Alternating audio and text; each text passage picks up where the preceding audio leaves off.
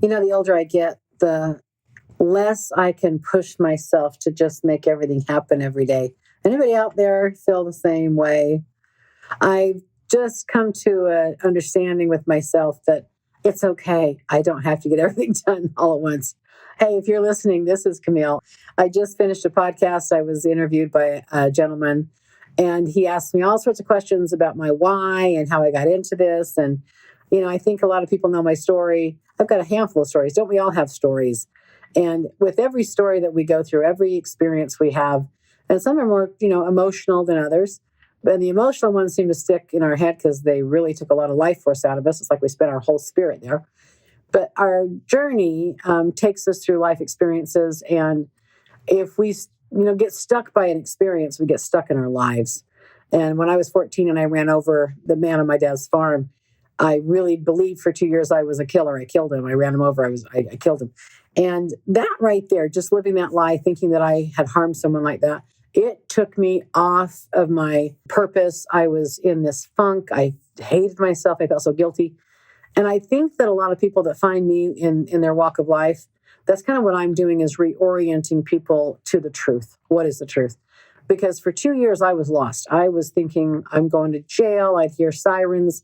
And for those of you who don't know the story, quickly, I'm a farm girl. My dad had orchards, and I was trying to keep up with him as he's shaking cherries. And I had a 2-minute lesson on the farm equipment. I was driving the tractor, and I couldn't get it in gear. So a man came over, put it in gear for me. I popped the clutch. It caught the big tire caught his pant leg, and he sucked under that tire. I looked down, and I'm looking just at his head and his neck. Horrible, horrible, horrible trauma. Farm accidents are common. As I got older, I figured that out. But I was just in shock. I was so traumatized. And of course, I needed therapy. But in my family, we're farmers, and my dad worked at Geneva Steel, and we didn't have money. And if you needed a counselor, you were messed up. I mean, only people that were effed up went to counselors. Well, I needed a counselor, but we didn't communicate. Our family wasn't the type that communicated. So I really didn't know if I killed him. I just didn't know. They didn't tell me. And I didn't want to talk about it because I would cry every time it was brought up. And I did. It was just so traumatic. So they just don't talk about it to help me, right? I mean, that was how they love me, and I don't fault them. But I found out 2 years in, after I asked for his graveside, where was he? I wanted to go pay respects and say, I'm sorry. And in the 2 years between, I had been praying and seeking bishop's prayers and talking to God and just feeling like I was just such a bad person. I couldn't get rid of the guilt. I felt horrible. I felt stupid. I should have known better. All these things you do to yourself. And I found out from my dad that I didn't kill him. He wasn't dead. He was alive and well, and he was with his family. But the 2 years that I lived that lie, I'm telling you, that I think that trained me in my life more than any other time in my life, because I was in so much pain. I was in so much grief and guilt, and everything was wrong with me. I look back, I was talking about this the other day to a friend, and I realized that in that 2-year window from 14 to 16, I had got beat up. Like I was beat up by 3 girls. I was cruising Center Street in Provo, Utah. And these girls were yelling. I think they thought I was my sister, and I had her sweatshirt on that day. We both had these, cheerleading, I was a twirler, baton twirler sweatshirts. And I grabbed hers out of the dryer accidentally in a hurry. It was deer hunting season. My parents were out in the mountains deer hunting. So me and Pam, my sister, had to stay home and, cheer, do our game thing. And then we were going to meet him up there. We were going to drive up to the campsite the next day on Saturday, but we had to be on Friday night. Well, this Friday night, we did the games, and then I'm cruising Center Street with my 3 girlfriends, and these girls were honking their horn and telling me to pull over. So I pulled over like a dummy in a parking lot, and they were saying, "Are you the driver?" And I said, "Yeah, I'm the driver." I was driving a little Dodge Omni, little silver Dodge Omni back in the day.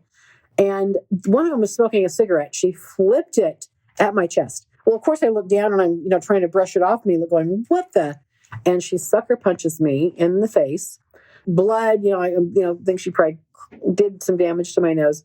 And the other 2 girls were just they jumped on me, pulled my hair. I was on the ground, and there was a beer bottle. She kind of broke the bottle, and she was coming at me with this glass. And I could see her, it was just awful. I mean, and again, this was one night, and I just turned 16.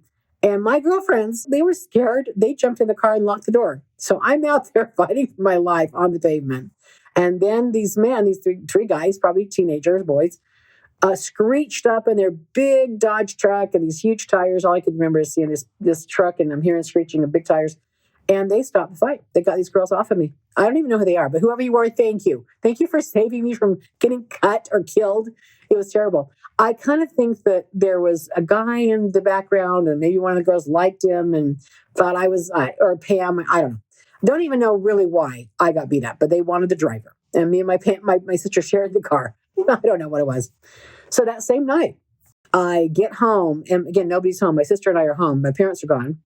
And I take some antihistamine things, I think, just for the swelling. I was really bruised. I'm sure I had cracked ribs. I should have gone to the ER, but back then you don't do that. You just go home.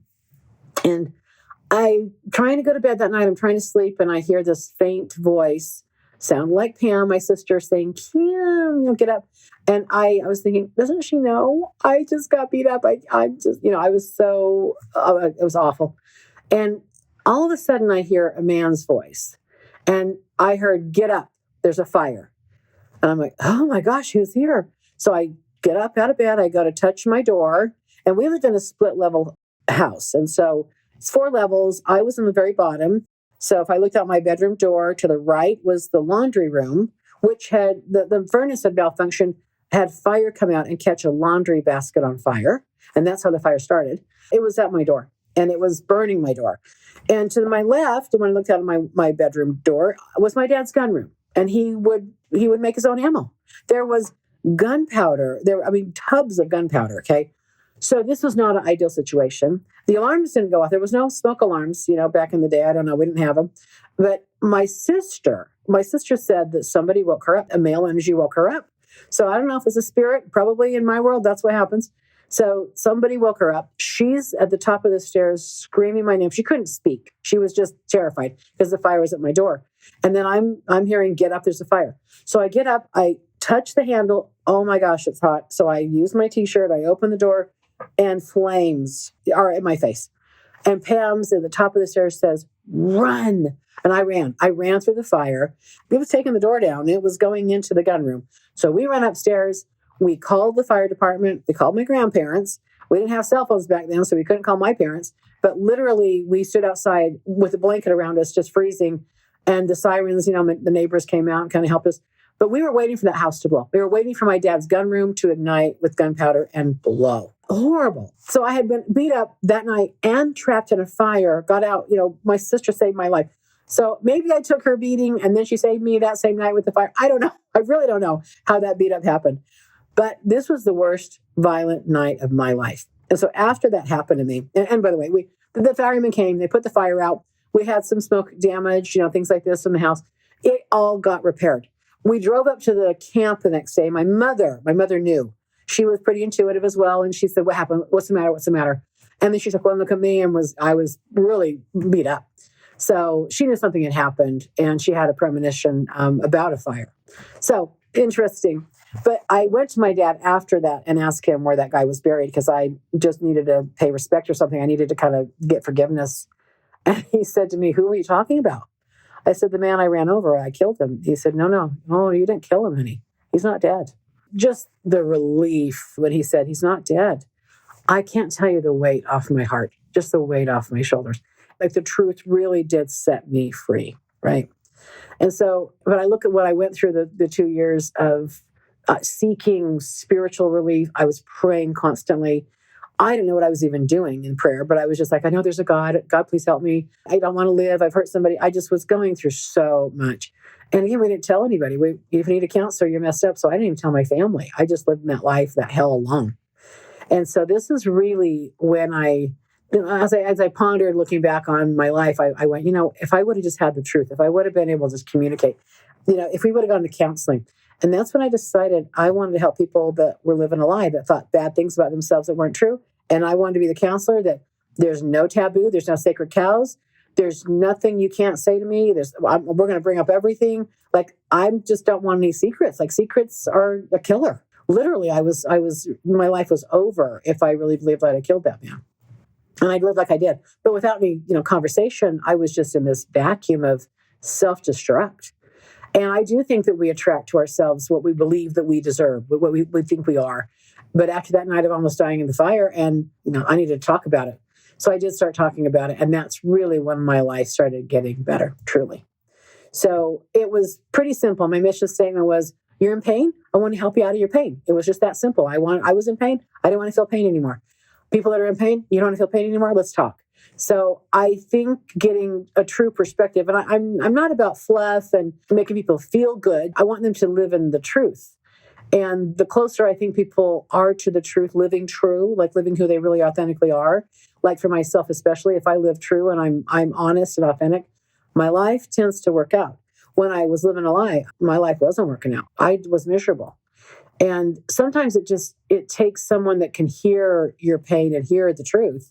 And when you can speak that truth out loud, just having someone validate that. I do think that there's a transfer of something that happens when a person is finally heard, when they're finally gotten, when they feel acknowledged and understood. There's a transfer of understanding, a transfer of love and acceptance. And I feel like once people can tell the truth, whatever it is, and start getting out of the denial or out of the lie and start believing, the truth about something, that's when people get better. I always say, tell the truth faster. Like, just tell the truth faster, and that way you're going to get out of your pain faster. So that's kind of my core philosophies and why I do what I do. It was really fun being interviewed by someone else on a podcast. So I'm going to see if I can post it here at some point. I'm not sure how to do that. I'm my own person doing all these things with this podcast. But it was just really interesting to remember my why. Like, his big question was, why do you do what you do? Like, how did this Heal with Kimile get started? And that is really why. I needed someone to talk to way back when, and I didn't have anybody. And so I want to make sure I'm there for people. If they need someone to talk to, I'm going to be there for them.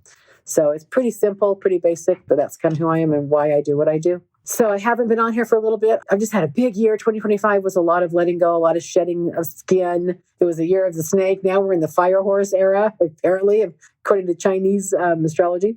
But I did really shed, I think, a lot of things last year. I let go of an office I'd had for, I think, almost 20 years. So I'd been there for a long time. And I got rid of a lot of stuff and I didn't need anymore. And I sifted and sorted. And I whittled down 3 rooms to 1 room. And so I have a beautiful new office in South Jordan, Utah, and big windows. I love it. I love where I'm at.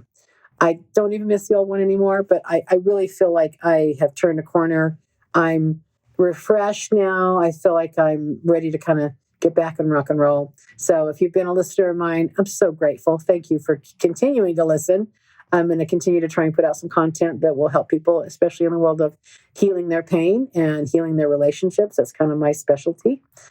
And I love my clients. I love working with people. It's all I know how to do.